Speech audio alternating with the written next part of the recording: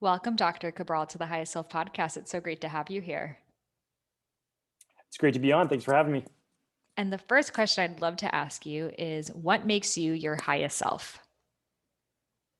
Well, for me, especially after talking with you and talking really about Dharma and all of that, it's that I realized my purpose isn't necessarily to be a doctor or someone that's teaching on health. It's really to help people alleviate some of the suffering in their life. And if I can do that through helping their bodies to heal, then I'm living my Dharma. That's my highest self. I love that so much. And it's just such a great reminder that we're really all here to just help each other in whatever ways we can. And whether it's through the vehicle of health and nutrition or mindset or whatever else, we're all just here to, as Ram Dass says, walk each other home. That's right.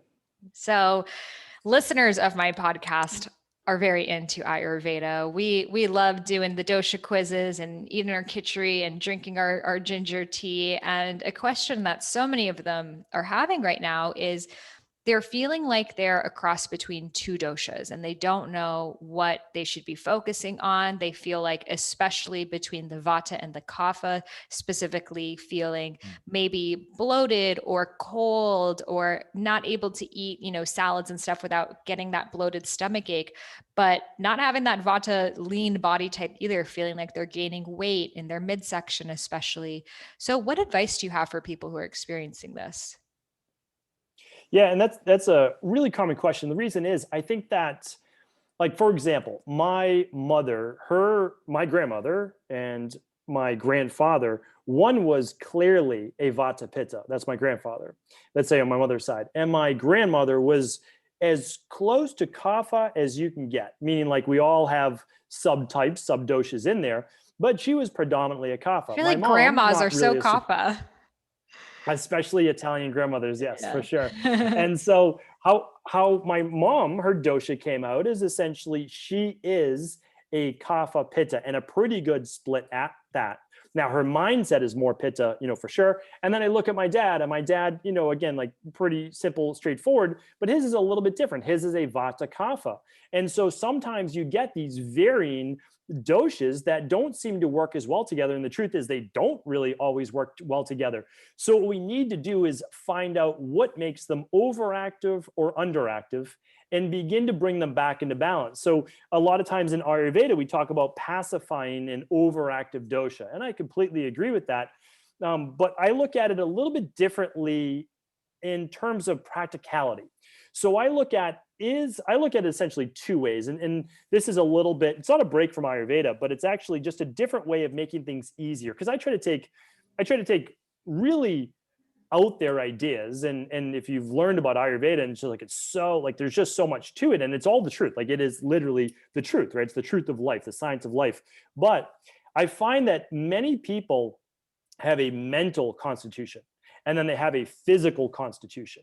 And so what I try to do is I try to do things that pacify the mental constitution. So for example, many of us have a vata based mindset.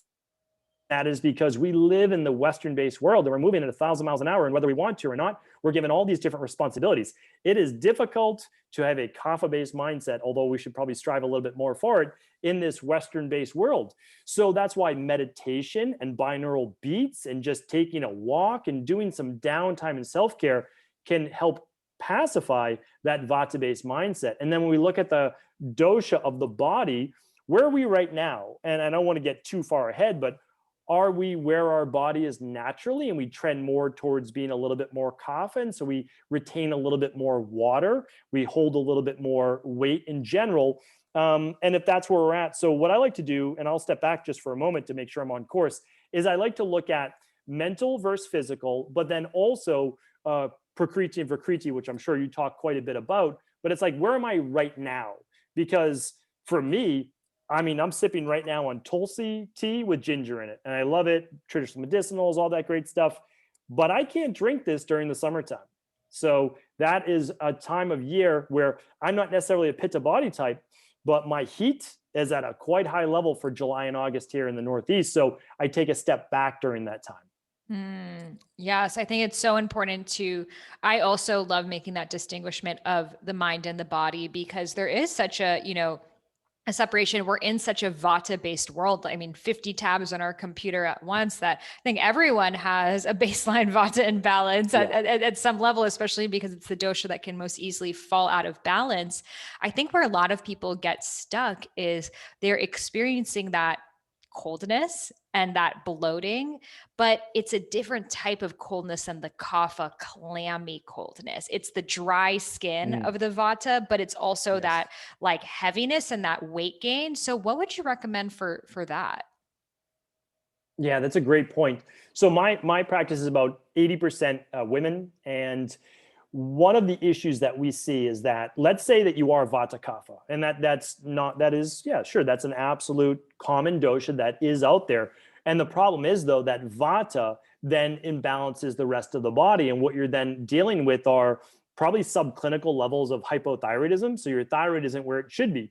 So what is subclinical hypothyroidism? Well, your thyroid isn't necessarily greater than a 5 when you run your blood work for your TSH. Maybe you're like a 3, 3.5. Well, that's not optimal.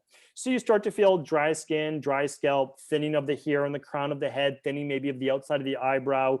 You've got cold hands, cold feet, sometimes even during the warmer months, little lower mood, a little bit more sluggish, gaining weight, but it's more like your body's a little puffier. It's not really body fat, but you feel more swollen. So it's the water retention. So those are all symptoms of hypothyroidism or low thyroid or sluggish metabolism. And what would a sluggish metabolism be? Well, it's not vata, it's not pitta, it's kapha. So now we have this kapha imbalance, but the kapha imbalance could truly have come from the vata imbalance, because vata began to cause anxiety and stress within the body. And then all of a sudden, norepinephrine's going, your cortisol's going, your fight or flight. And then what happens? Well, then it starts to shut down what's called the HPT axis, the hypothalamus pituitary thyroid axis, which then causes these now subclinical hypothyroid based issues. So I know I just kind of did a whirlwind right there, but the reason why I did that is that I want people to know that there's always an answer. So meaning, like, it took me 10 years to find my answer to get well, but it was there all along. Like, it was always there. I just hadn't found it. And so Ayurveda combined with bioregulatory medicine, or more like functional medicine, was how I pulled everything together. And I think the two work beautifully together. I love that so much. And for people who are wondering, how can one dosha imbalance then trigger another dosha imbalance and these kind of layers upon them? Can you explain more about that? Hmm. Without a doubt. And so, people always say they went to their doctor and they said, well, I have high cholesterol, I have Hashimoto's, I have MS, I have whatever, but it's just genetic. And so I would say, I would agree, like, everything is genetic. You have a genetic code. However, the expression of that genetic code does not have to come to fruition unless the environment is right. And many brilliant people have said it much better than I. Like Dr. Bruce Lipton is a really great guy who's kind of explained his book, The Biology of Belief. I read, a decade ago or however long ago. And it was basically just about epigenetics. And really what he was talking about is Ayurvedic medicine or Ayurveda.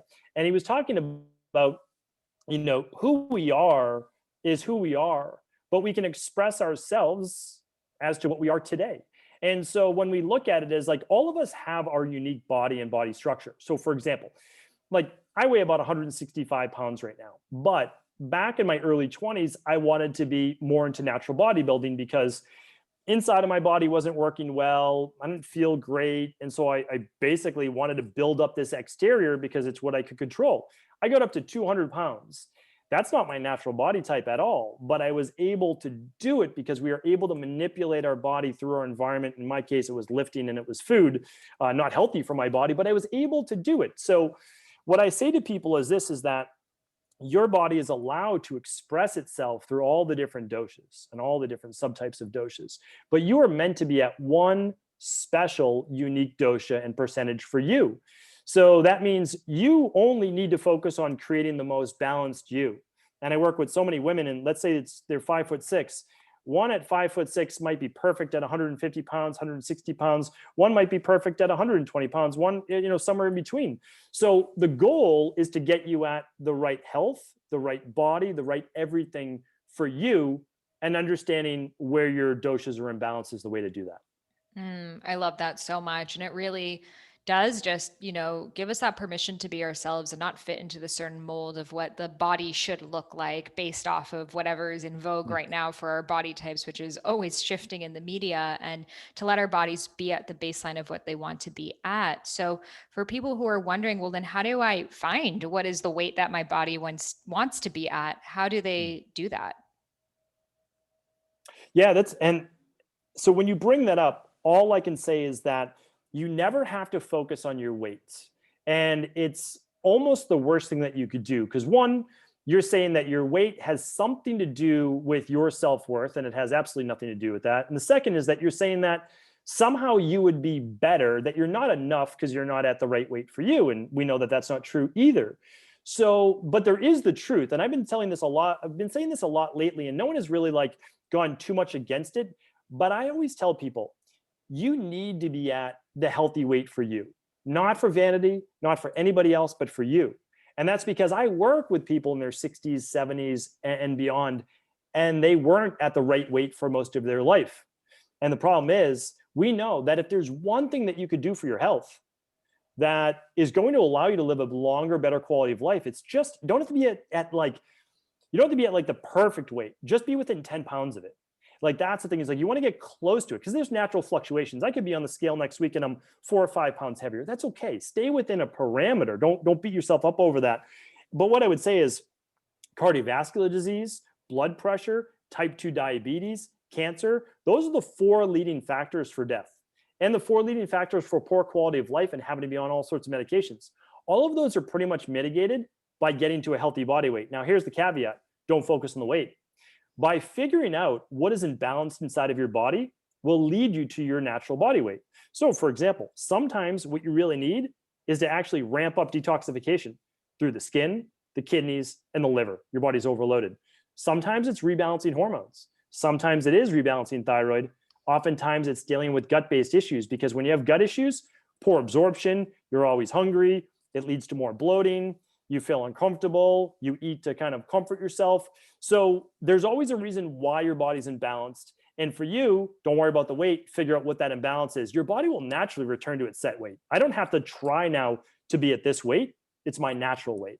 I love that. Thank you for sharing. And right now, intermittent fasting is such a trending topic, and I hear different things about, is it healthy for women to do it or not? What is your take on this? Yeah, that's the issue, is that everyone gets lumped into one thing, like we're all one. And again, if like your community knows about Ayurveda, so you know that we don't all act the same. So there's 2 parts to this. One, we're all humans. The second part, though, is we're all unique individuals. So as a human, the closest thing we have right now to the fountain of youth is intermittent fasting. So that means that 99% of the people should be doing at least a 12-hour intermittent fast. So, and I'm sure that you preach this as well, but the problem is people have intermittent fasting backwards. In Ayurveda, they always said intermittent fasting. The problem is they never said skip breakfast. So they said light dinner or no dinner, but it was never skip breakfast. Now, as a Western-based culture, we would never skip dinner because that's the social meal. And I agree with it. Like I go home and I see my family for dinner. I can skip breakfast, like that's easier, but that is the time of highest stress. Like the cortisol levels are ramped up, testosterone's ramped up, DHEA's there, thyroid's there, and yet we're doing nothing to kind of pacify that. So we're running on fumes at highest stress, and that's actually not as detrimental for the kapha body type, but very detrimental for the vata-based body type, which is why, though, we see it mainly in women. Like that's why, again, it's not always fair and it's not always the same. Men actually do fine for the most part with going a little longer in the morning without eating, although I don't think that it's necessarily beneficial. But women, we see, especially with keto, low carb for a prolonged period of time, more than 28 days, or chronic fasting until lunch, we see clinical hypothyroidism, and we see lower levels of progesterone and then normal levels of estrogen, but it feels like estrogen dominant. So on top of all the low thyroid issues, now what are they dealing with? Now they're dealing with acne around the chin. They're dealing with low mood, irritability, feelings of overwhelm, low libido, oilier skin, weight gain, bloating around, days, 5 to 7 days before their cycle, or amenorrhea. So what are we looking at? Well, we're looking at a cascading event based around their nutrition. And it makes sense though, because if you're not eating or for a prolonged period of time, you're telling your body you're in a survival based state. And it's very unique to a female's body that if they're in a survival state, they're in a state of stress. If they're in a state of stress, lower thyroid, lower metabolism, lower female hormones, no need to get pregnant. It makes sense. You would not put your body or your unborn child's body into harm's way. So we need to look at it from a little bit different lens. Like, love intermittent fasting, somewhere between 12 and 16 hours a day. For most women, 6 at night to 7, 8 in the morning seems reasonable for most women. Some people can definitely go longer. So what if you are someone who is just not hungry in the morning? Like, it feels like gross for you to wake up and eat food. Does that mean your body does not want food, or does that mean it's just not used to it and you should move past it? Yeah, I think it's always looking deeper. So you don't want to necessarily force feed yourself. You do have to get your body used to kind of waking up. So first thing in the morning, go through your morning rituals, your morning routines. But doing something such as that warm lemon water, that warm ginger tea, something to wake up your digestive system, hot or warm would be okay, is a nice thing. And that can start to stimulate things. But the reason why a lot of people aren't hungry in the morning is because their hormones are not balanced. They're not where they should be. They're not producing enough cortisol. So what happens is, like, normal cortisol, not high, just normal. A lot of people lower cortisol in the morning, and then it starts to go up towards bedtime. So they're tired and then wired, and now they can't sleep. So they have insomnia. They stay up too late, circadian rhythms off, and now they're not hungry in the morning. And the other issue is that their digestive system may not be that strong. So they're dealing with low stomach acid. They're dealing with putrefaction in the gut, bacterial overgrowth, yeast overgrowth. And of course, your digestive system's not going to say, put more food in, because it's still working on this slow peristaltic movement of moving the undigested food through. So most of the time, it's fixing the digestive system and hormones that's going to lead then to the natural balance. And so definitely don't force feed yourself, but some light food in the morning, or at least some herbal tea to wake that digestive system up, can be quite helpful. Love that. Thank you for sharing. And what is your take on doing like a high fat drink, like a bulletproof coffee or the MCT oil, coconut butter, starting your day with that and using it to fast? What do you think?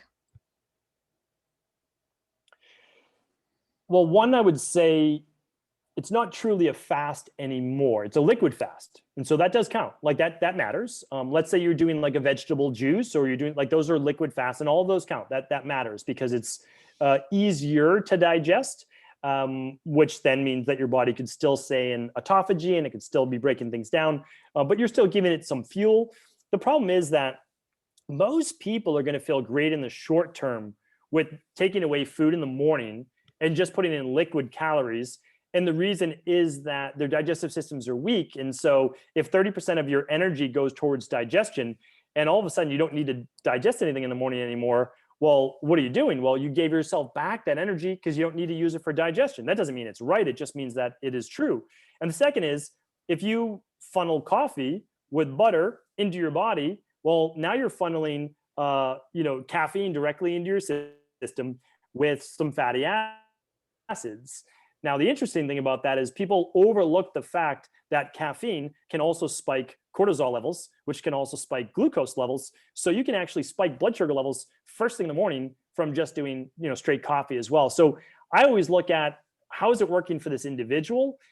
I don't believe, there's no health benefits to that. There are feel-good benefits, but feel-good benefits in the short term don't necessarily lead to long-term health benefits. So I would rather someone do, their cup of coffee, their cup of tea, whatever they like, nothing exaggerated unless you see that you have high cortisol levels, and then let's switch to a decaf or a herbal tea. And I would rather someone do some type of smoothie for real fuel source, as that's easy to digest, or an Ayurvedic based breakfast, which is easy to digest, rather than, butter and coffee, which, again, like, I get it. I understand it. It is actually delicious, but I can't recommend it long term.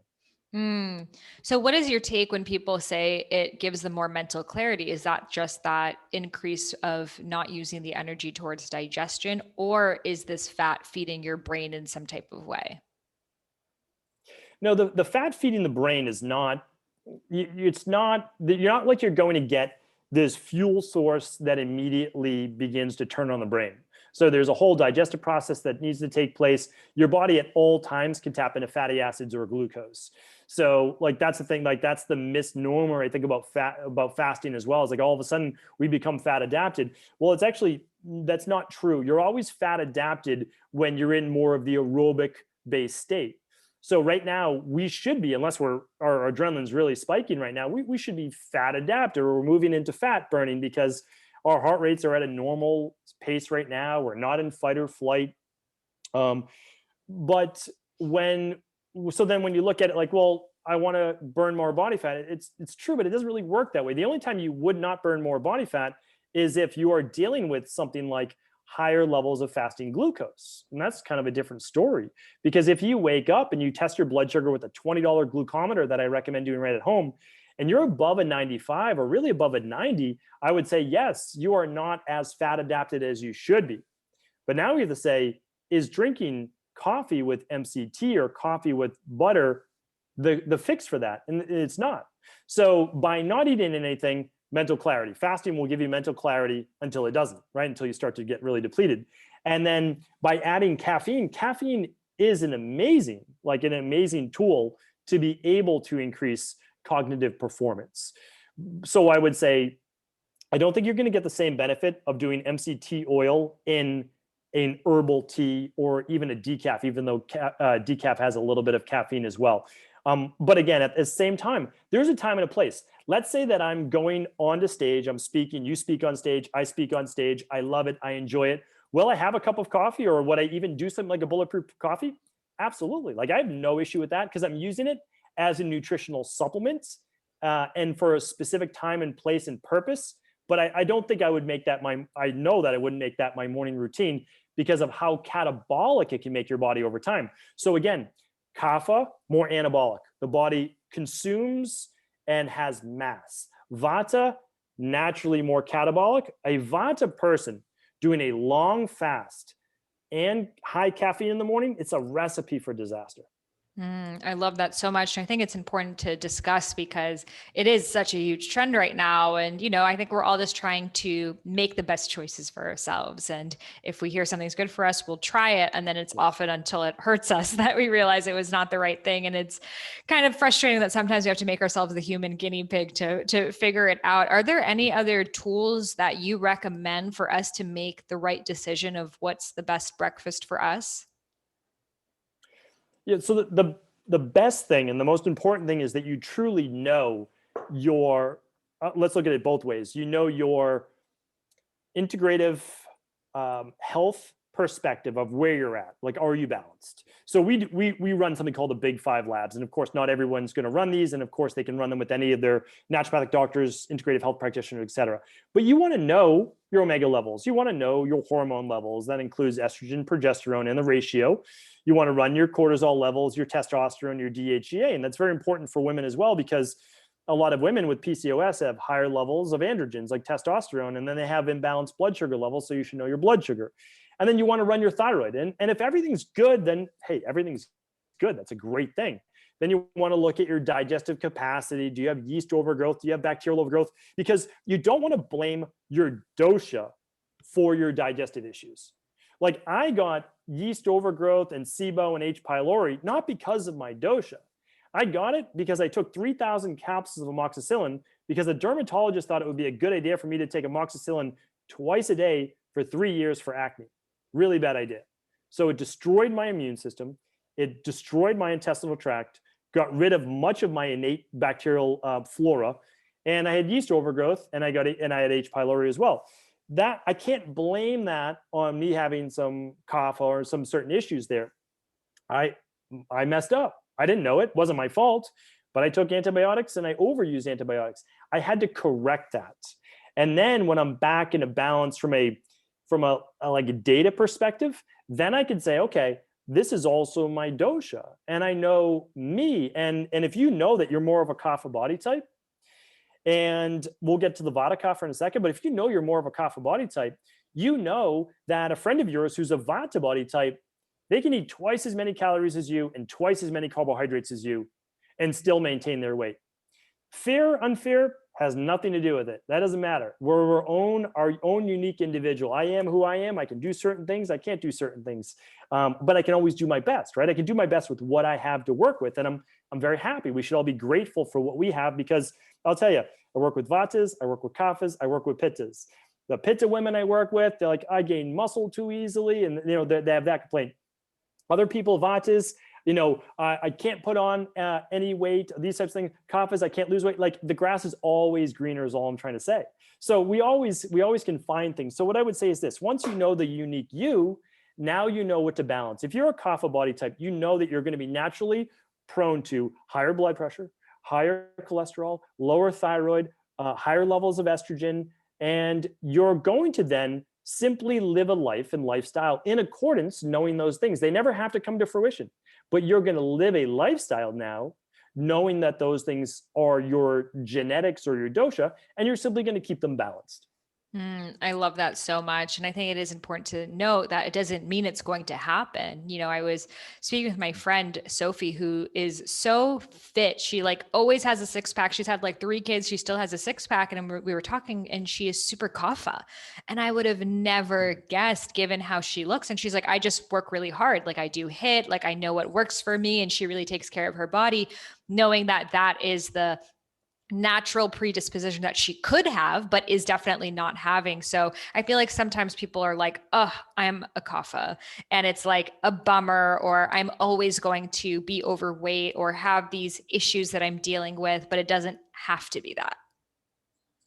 100%. And then, so like, let's look at it that way. If you're a kapha, you get the benefit of being able to exercise pretty vigorously once you get your thyroid and hormone levels in balance. Like, that's the amazing thing. A vata can't do that. You're not doing HIIT training as a vata. I mean, you can, and then you end up with insomnia. Your skin starts to thin and wrinkle much faster because you're already catabolic. And so but again, as a vata, doesn't mean that you can't do HIIT. It can. You're just not going to do it 4 days a week. You might enjoy it once or twice a week. Make sure you get enough carbs during the workouts, those types of things for fueling.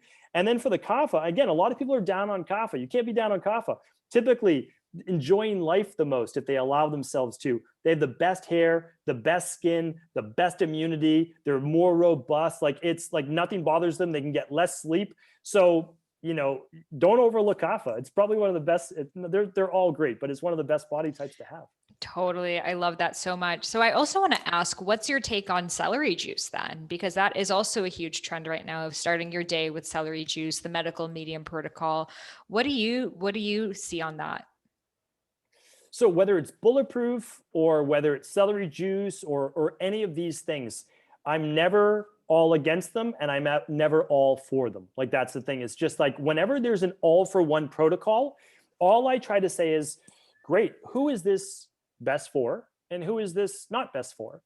And I'll tell you what, you never need to drink Bulletproof coffee, and you never need to do celery juicing in order to get well. So I just want people to know that. Now, doing celery juicing, there's not a lot of downsides to it, where there'd be more downsides to drinking caffeine and a lot of coffee and a lot of fat in it. So, because again, when you're taking that much fat, you need to make sure that your liver's working really well. And that's very overlooked, meaning, like, if your body's not producing enough hydrochloric acid in the stomach and not enough bile, it's not very good for your body. And it also begins to tax what's called the cytochrome P450 pathway in the liver detox. Now, again, little caffeine actually has been shown to help with autophagy, but a lot of caffeine, not so much. So again, I think Bulletproof has actually gotten much better and much healthier.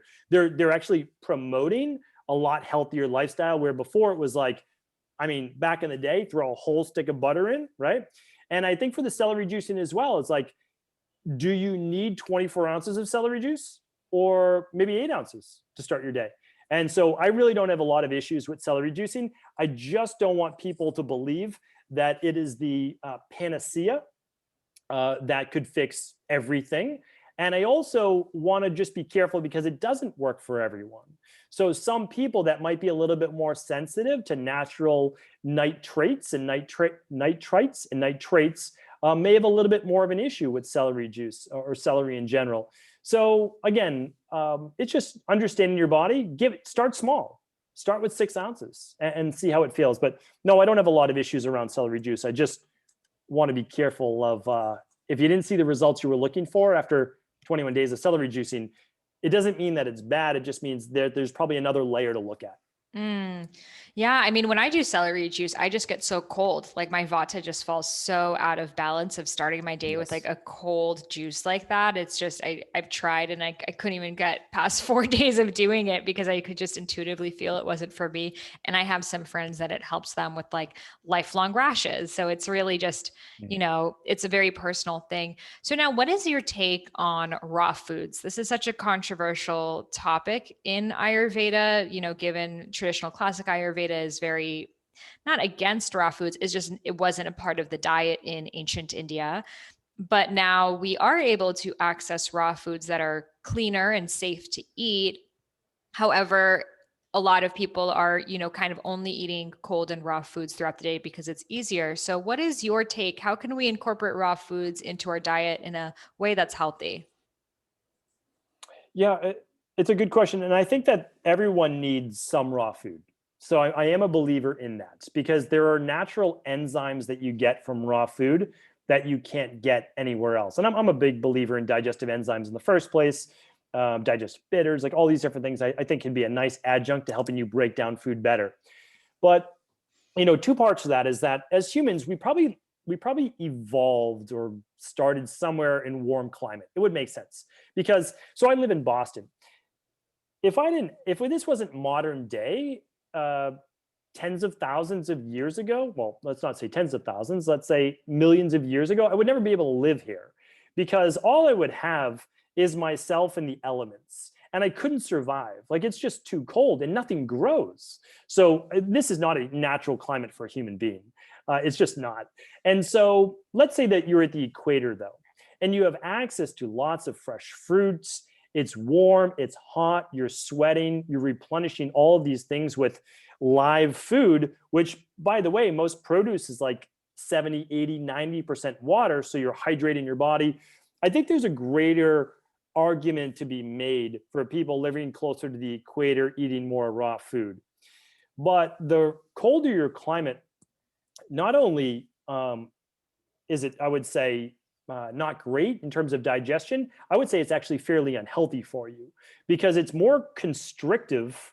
Actually, it's more expansive when this cold food, and it doesn't allow you to keep the warmth inside of your body. So I didn't phrase that properly, but basically, you need a little bit of heat from your food and some acids actually during the winter time to keep the heat in your body. And then during the spring, that's why we can have allergies and asthma and acne and heat rashes, all these things, because now we need to expel all of those acids and heat during the springtime.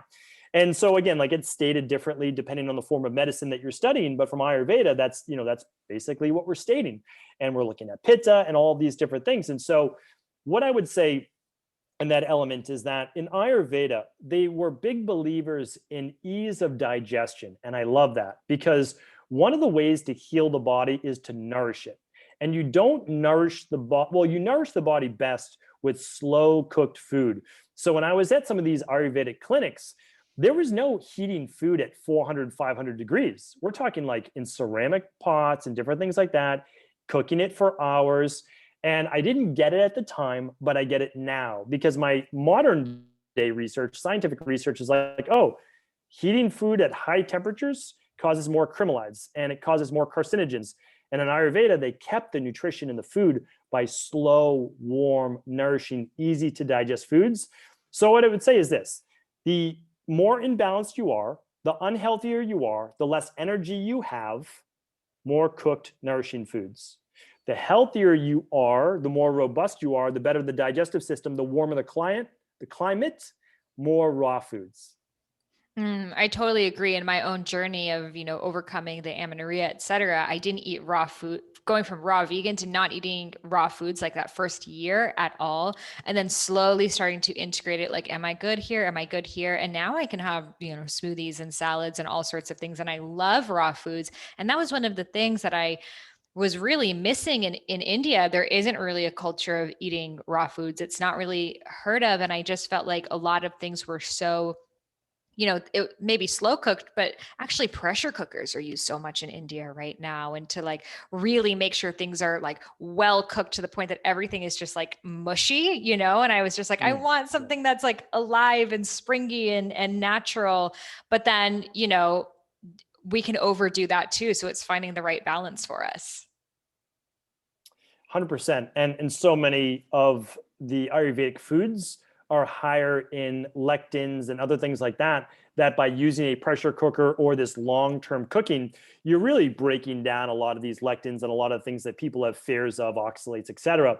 So the nice thing is that when you have a khichdi or you have this, Ayurveda is mush food, when you eat that food, it's very easy to digest. It's very easy typically on the digestive system, although I will say many people with SIBO and candida-based issues still might not do well with mung beans, dal beans in general. And so that's okay. It just means that you can't have them now. You might be able to have them, and most likely will, after your gut has been repaired. And that's going to take probably 3 or 4 months. And that is a question I get often of my doctor told me not to have legumes and grains, but I really want to do Ayurvedic, nutrition. What do I do? So if it's just a blanket statement, because there are so many functional medicine doctors out there that is saying, keto for everyone, and that's dangerous. And they're saying, no carbs for everyone, or like whatever it might be. It's just, there's no one for everyone. It's actually quite dangerous. And the people that's usually most dangerous for are the vata body types, because their bodies are always walking that tightrope. So it's like, as a vata, you need to take the most care of your body. You just need to like do what you know is right for your body. Don't push it, do anything crazy. I'm still a big believer in self-experimentation, but let's make it rational, and let's take small steps, especially as that vata. So, what I would say is, when it comes to grains and legumes, they potentially may be a little bit more difficult to digest, but we can always choose sprouted, and we can always choose soaked, and we can always cook it a little bit longer if we choose to. And that's where it goes back to, again, like, did your doctor give you that recommendation for a reason? So we actually don't do any grains for the first 21 days to 28 days of our gut healing based protocol, or CBO protocol. And the reason we don't is that we just don't know. Like, maybe you have issues with lectins, maybe you have issues with grains, like, who knows? But let's eliminate it for a month, and then let's just slowly try to integrate one back in. And we're going to figure out if it is or it's not. And like, in the meantime, you can still have squash and sweet potatoes and different things like that if you choose to. So what I would say is, people are too worried about grains. They really are. Oatmeal can be one of the best foods for people with higher blood pressure, higher cholesterol. It's a nourishing food. It's an anabolic food, especially for like a vata body type. So, at the same time, I don't eat a ton of grains, but I'm not afraid of them, and I can eat some, and you kind of know what's best for your body type. And so a little self-experimentation, but there has to be an elimination first before you can then self-experiment, because you need to know what your baseline is. I love that. And what do you say if someone eats legumes and they get bloated, that's a no for them, or that's a invitation to work through it? If you get bloated from legumes, I would absolutely run. We call it the Candida metabolic and vitamins test. It's often called an organic acids test. You need to see if you have yeast overgrowth or bacterial overgrowth, because it can just be fermentation. Because legumes have fructans just by nature. You're not going to eliminate that. So fructans break down to fructose, and fructose is a nice fuel source for basically yeast and bacteria. So if you do have bacterial overgrowth in your small intestine, or you have yeast overgrowth in that small intestine, it's just a fuel source for it. Now, that doesn't mean that it's bad. It means that, you uncovered an actual underlying issue that's not going to go away, even if you get rid of the legumes, right? Like, that doesn't make it go away. So I love the discovery process. Can I ask people that, like, hey, what foods cause bloating? Which foods seem to be okay? And some people come to us and they can only eat 4 foods. And you're like, well, obviously, there's a real issue, but we get it. We understand. So I would say is, use it as an invitation to explore. If you have yeast overgrowth, you have bacterial overgrowth, you have to get that back into balance, because if you don't, it can lead to autoimmune issues in the future, intestinal permeability, skin rashes, you name it. I love that so much. And I think that, yeah, we try to well, this doesn't feel good. Eliminate this, eliminate that, eliminate that. And then we're down to these 4 foods. And we're like, well, I guess Right. this is my life. Like just having these 4 foods. And then it's like doing the work to begin healing it. So what would you recommend for someone? I know you have so many different, courses and protocols for someone who is wanting to, figure out what is at the root of their digestive issue, seeing if they have SIBO, candida, et cetera. How do you recommend to go about figuring out what your issue is? Yeah, so your community is a little bit more advanced, like there's no doubt about it. So they know more about the process, because for the average person, I wrote a book, it's called The Rain Barrel Effect. And I say like it just details getting well and really rebalancing your dosha is about learning what your toxicities are. But stated a different way, it's learning about what your accumulations are. So for example, we think about copper is one of those minerals that our body needs. I mean, it fuels, it helps with the thyroid and it helps with mitochondria. But if you have too much copper because your zinc's a little low, well, now you can end up with anxiety, allergies, skin rashes, ADHD, like all sorts of issues. So it's about accumulation. Like it's like, what is your body accumulating too much of that's out of balance? And then there's also the other side, and that's deficiencies. So your deficiencies would be, we always talk about, well, I just need more B vitamins or B12, or I need more of this. And maybe that's true, but very, very infrequently have I ever seen someone make a dramatic turnaround with just vitamin B12. There's typically different layers to that.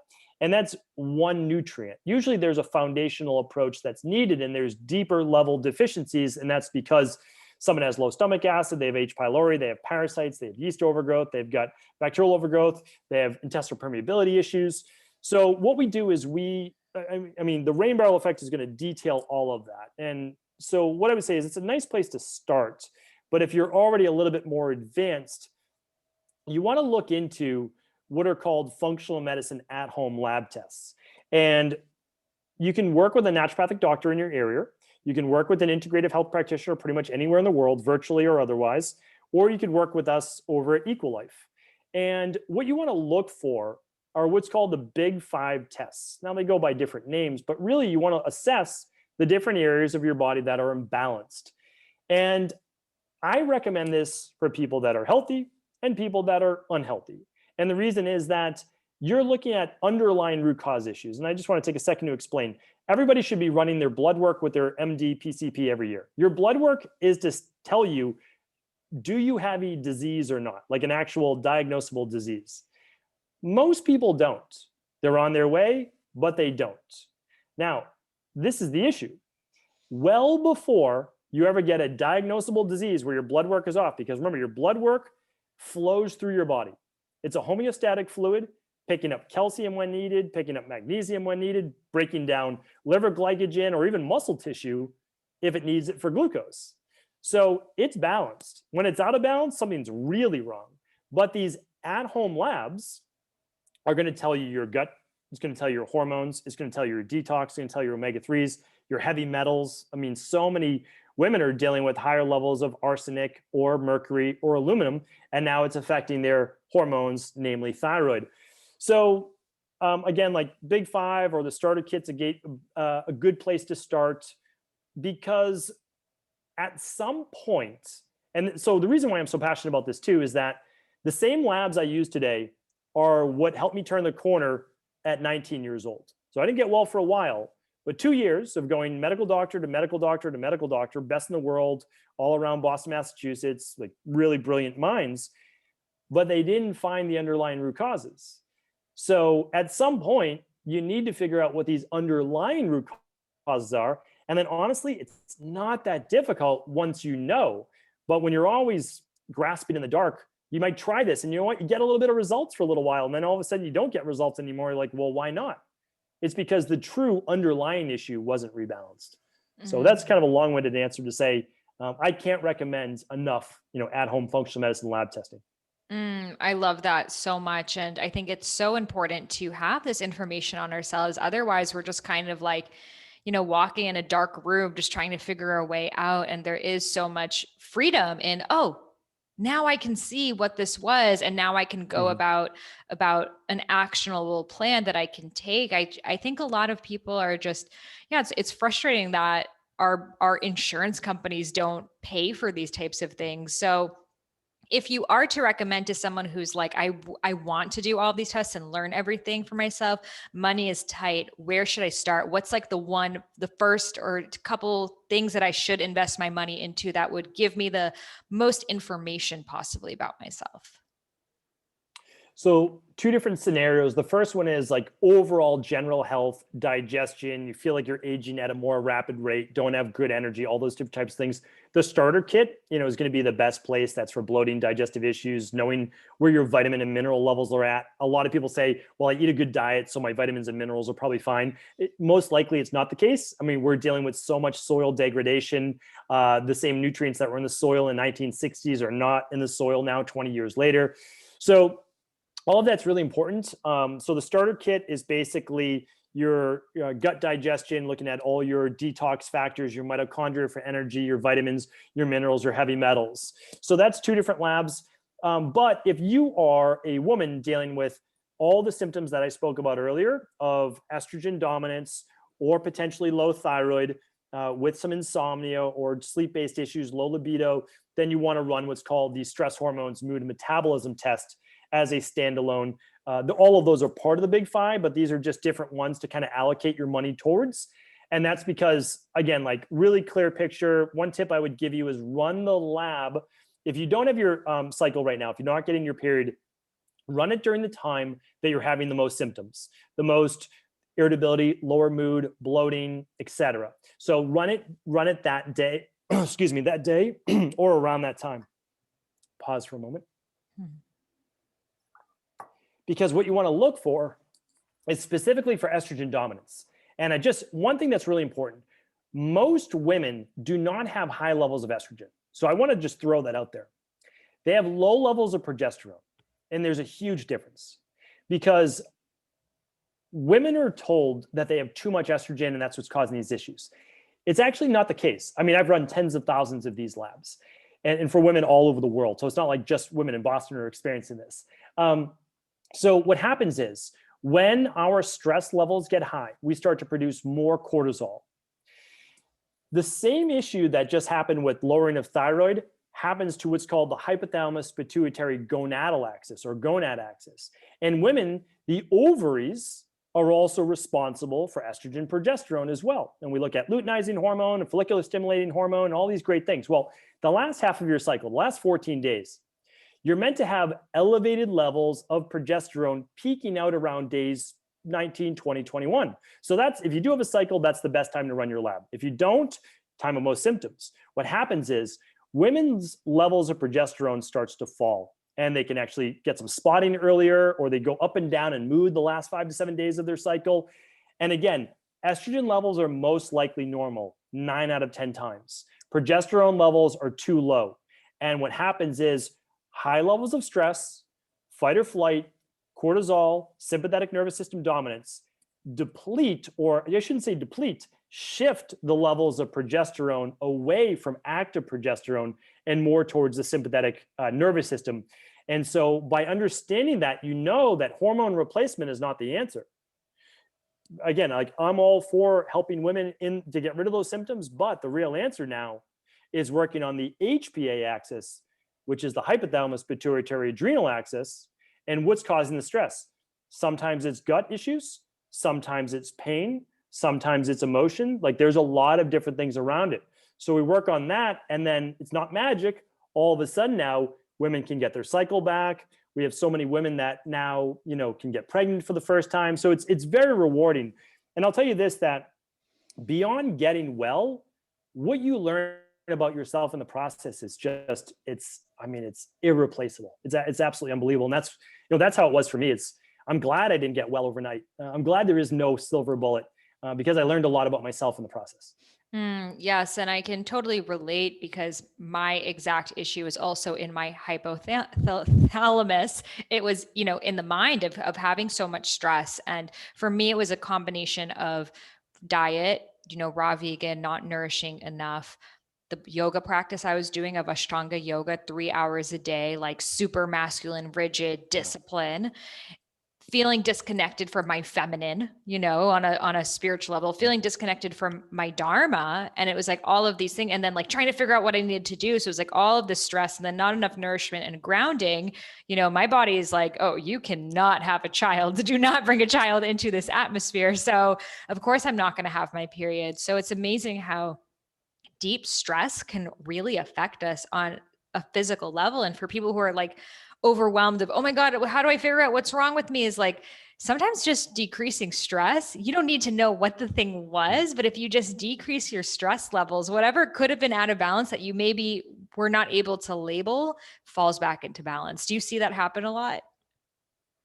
100%. We often tell people, we say to everybody, we're going to figure this out. There's typically for most people, like there's only about a dozen different reasons that cause low thyroid, a dozen different reasons that cause estrogen dominance, a dozen different reasons that cause high cholesterol. Like, we can just work the variables. That's it.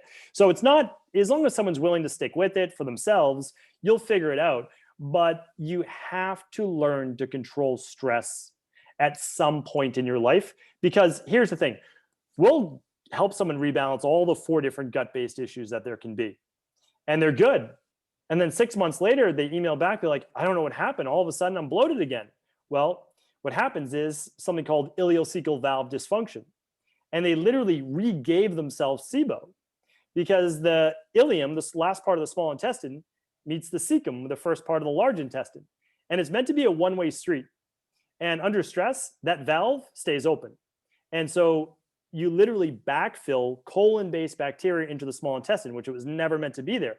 And all of a sudden now you have SIBO again. You didn't do anything wrong. You didn't eat the wrong foods, but stress recaused this issue. So now what do? Well, we work the protocol again, and you're learning again, but now this time you're with the understanding that now it's not just about nutritional supplements and diet, it's about lifestyle. Okay, let me now take those 3-hour Ashtanga-based yoga sessions to some meditation, a little bit of walking, some strength training, like just kind of dialing it back and understanding. That's why Ayurveda eventually takes over for functional medicine. In the short term, you need the protocols, and in the long term, you need to understand you, your body, the mind and the body, how they go together. That's how you get to maintain and keep your results for life.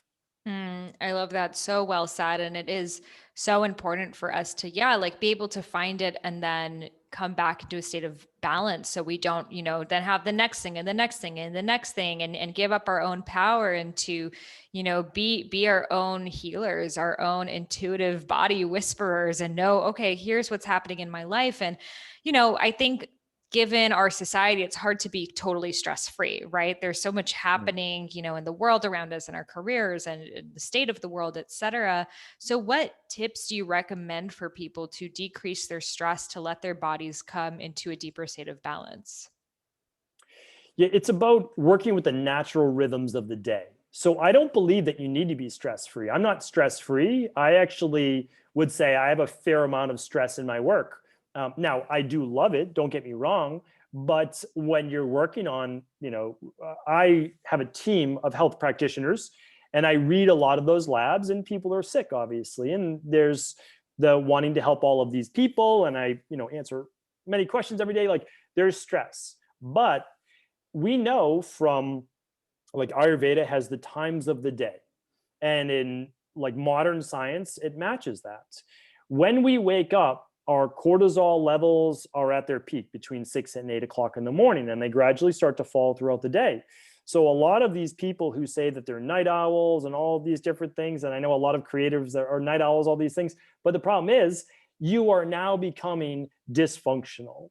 You are keeping light on at night. You are creating higher levels of cortisol, which it has an inverse ratio with melatonin. So now what's happening is you're decreasing your melatonin, which is a very powerful antioxidant and anti-cancer based hormone in its own right. And now the next morning when you wake up, you're waking up past your peak cortisol. So you might wake up a little bit groggy, past your peak thyroid. And so what's happening is you're not working with those natural rhythms of the earth and the own day. So what I would say is allow yourself to kind of move through natural stress during the day. But I also recommend 3 check-ins with yourself. First thing is you have to have a morning ritual. I won't go through the whole ritual today, maybe another date, but you need to have a time that's your time in the morning. You need to enter and meet the day how you want the day to go. Set the tone in the morning, set an alarm on your phone throughout the morning or even just at lunchtime. Every lunch, I go for a walk by myself, just me. And that's because I'm with people all day long. That's decompression.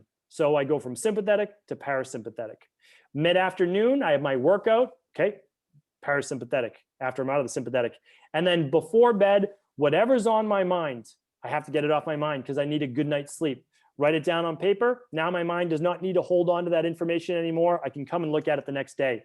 So even if you do those 3 check-ins, it's a great way to look at it. And the last part I'll just say is always remember that no matter how bad it is right now, you've been through other hard times in your life and you've made it through every single one of those. You're going to make through it this one as well. You don't know how yet, but you will. So I just always have the peace of mind knowing that I've been here before, not this exact circumstance. Everything's going to be okay. It's all going to work out in the end. And I'm also grateful for everything that I do have right now. So that gratitude and perspective is what I try to live by. I love that so much. And I think that those are 3 great examples of, exercising, taking a walk, writing everything that's on your mind, journaling, or sometimes, if I have a lot, I'll record a voice note of myself just for me, just to like speak out whatever it is that I'm experiencing. And it's just such a powerful way of just clearing your mind and letting yourself, okay, now that that's out, let me move on. So I love these practices so much. And it really does illustrate how much the mind and body are interconnected and how we need to be, talking about our lifestyle and our stress relieving practices, et cetera, when we are talking about these health issues, because they really do go hand in hand. So we're grateful for your work, for helping so many people heal in such a holistic and integrative way.